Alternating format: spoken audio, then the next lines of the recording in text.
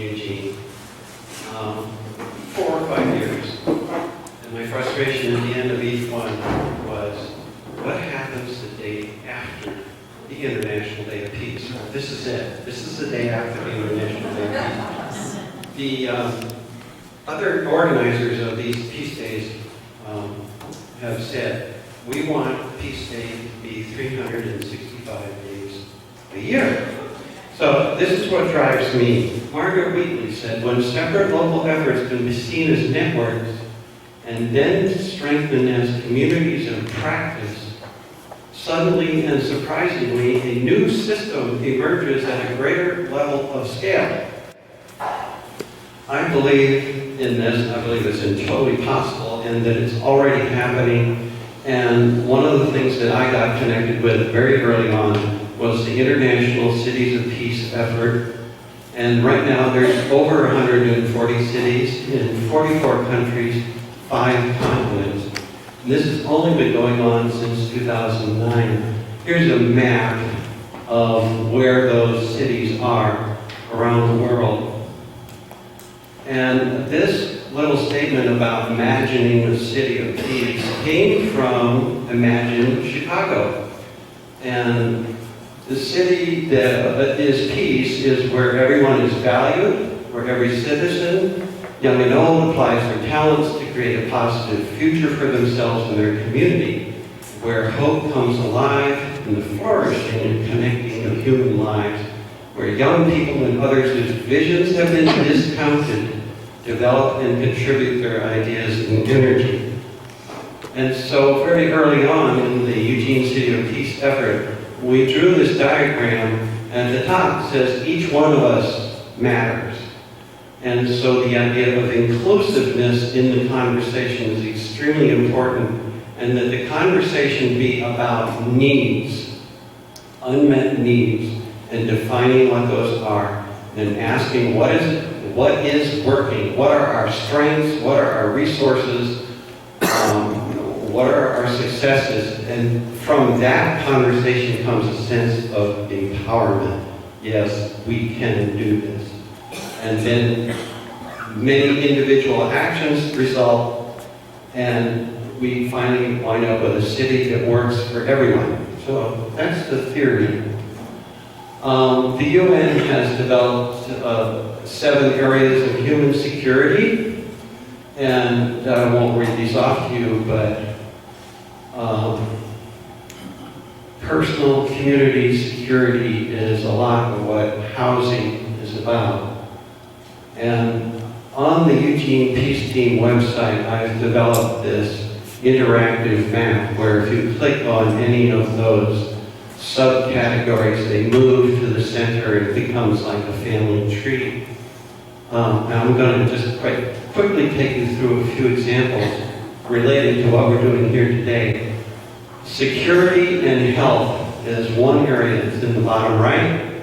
That comes to the center. You'll see there are many nonprofits working on shelter security. These are the other kinds of security: health, food, family, community. But there are city organizations as part of our government, like Fire, Emergency Medical, the Department of Emergency Management, and then there's citizen activists, and there's incorporated nonprofits like Red Cross, and there's for-profit agencies like the banks.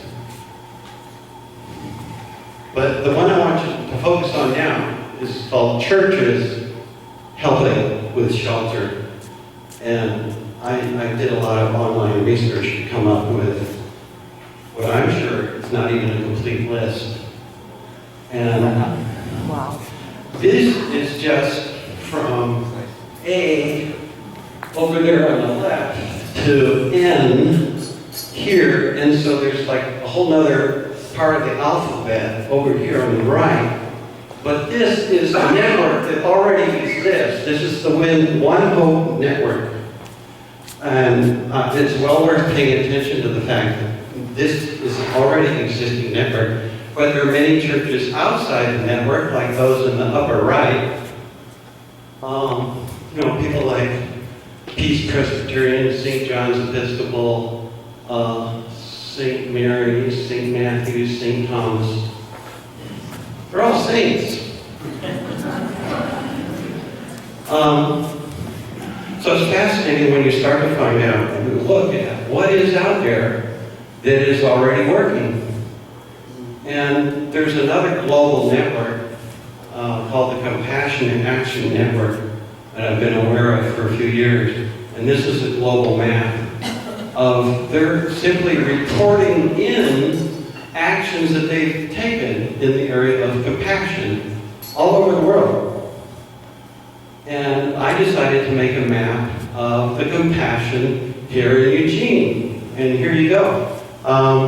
So there are different groups here. The nonprofits are the red circles. The government agencies are the blue stars. It's hard to see this in detail, but it's on the web. And then there's a purple heart held in a pair of hands that represents the churches. And let's see, the yellow ones are the businesses. This is just amazing how many businesses are out there that are donating to the nonprofits. This is much more than you could possibly imagine. So we already have a network here. It's just been invisible. And if you go online, you can zoom in on this map, you can zoom out, and you can click on separate icons and get specific information about what they're doing. And we decided to join the Compassion Games last year, kind of as an experiment to see how many socks we could collect and then report that results to the Compassion Action Network and get our little dot on the map. And as a result, we collected 785 pairs of new socks from 7 different congregations. Well, I consider this a really tiny effort. But it was fun, and we donated our boxes of socks to Whitebird and the Catholic Community Services and to Occupy Medical. And then we discovered that the mission has been collecting socks too, and they had an enormous amount of support. They had 5,000 pairs of socks plus. So the question today we want to ask ourselves is who is in our network? How can we get our own personal network more connected